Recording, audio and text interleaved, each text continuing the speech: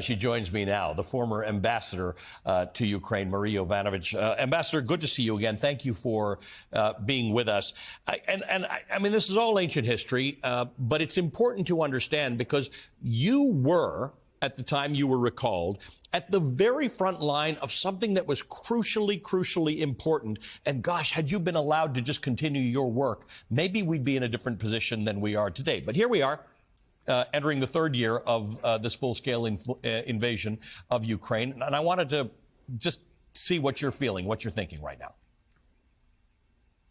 Well, I think, you know, who could have imagined that Russia would... Hold on a second. We're just going to fix your audio. ...actually launch... Okay, go ahead. Sorry about that. It's still hard for me to believe that Russia would actually launch this full-scale, aggressive war against Ukraine, and that 2 years into it, we are still there. And so I think, you know, it's a very sad anniversary, one that is important that we should mark. But I think we need to look forward. And what is key is to understand that Ukraine can win this war on the battlefield, but it needs our help. And so we need to provide the assistance with that is in the supplemental. And I'm hoping that this week when Congress comes back to Washington, they will bring it to the floor and vote for it. I think that's what would happen if Speaker Johnson would bring it to the floor. Ambassador, when we spoke about 2 years ago, almost exactly 2 years ago, it was 2 weeks into this phase of the war. I was, if you recall, in Hungary, right near the border with Ukraine. I was at a train station where Ukrainian refugees were lining up to evacuate the escalating violence. And I asked you about Ukrainian prospects to prevail in this war. Let's just recount this. Is there a world in which the Ukrainian people win this fight? We've been speaking to members of parliament who say they've got the drive in them to do it, but they cannot do it without more assistance from the globe. Do you see there's any chance of Ukraine prevailing? I think, here's what I know.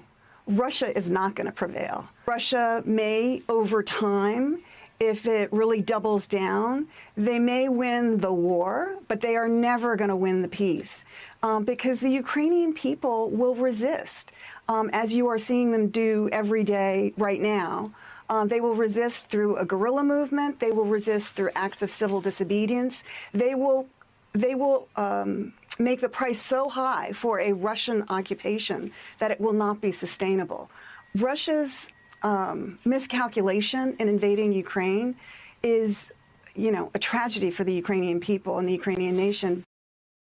And that tragedy has played out to this day. The death of Alexei Navalny, it shows you the depravity of that administration. Vladimir Putin's going to win his election in March no matter what, and yet Navalny is dead. And yet the Russian people continue to suffer, and the Ukrainian people continue to suffer. How does this evolve, in your opinion?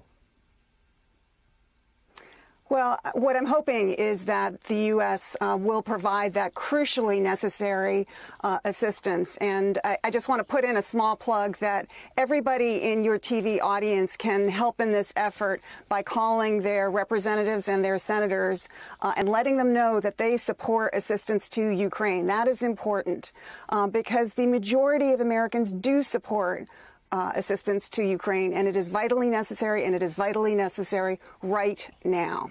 Well, let's discuss that a little further, because not only did the majority of Americans support supporting Ukraine, it was almost universal in Congress.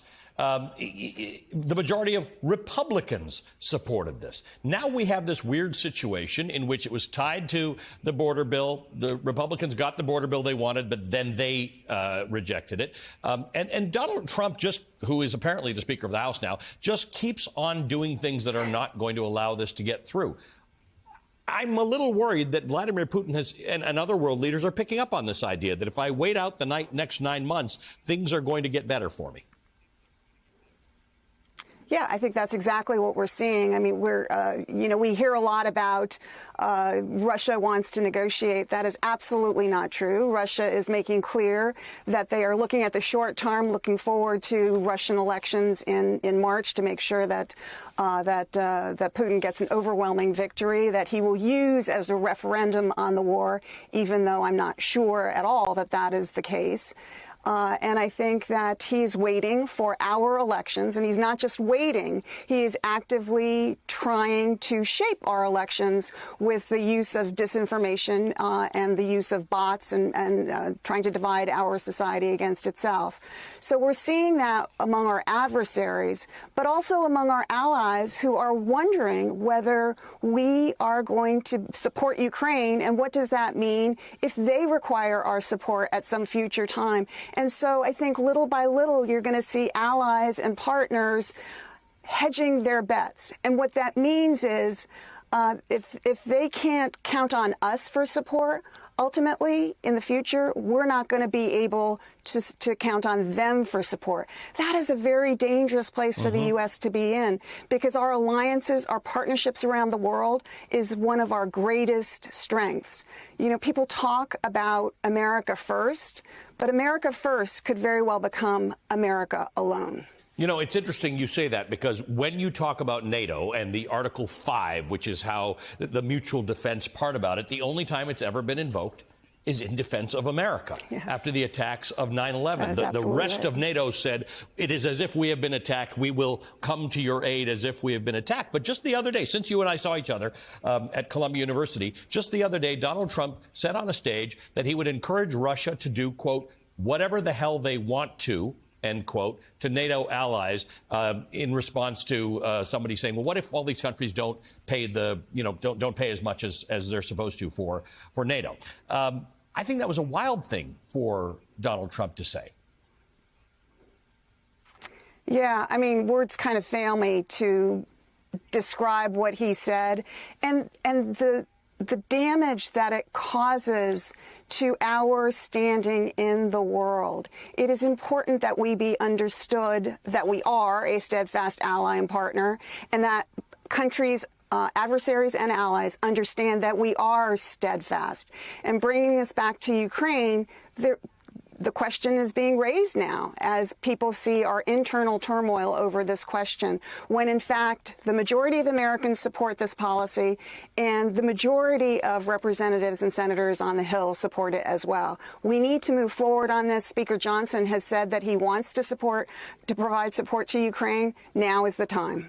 Now is the time, and I just want to repeat your admonition that viewers of this show should call their member of Congress and say, please get this done. Marie Yovanovitch, always an honor to talk to you. Thank you. Marie Yovanovitch is the former United States ambassador to Ukraine and author of Lessons from the Edge, a memoir.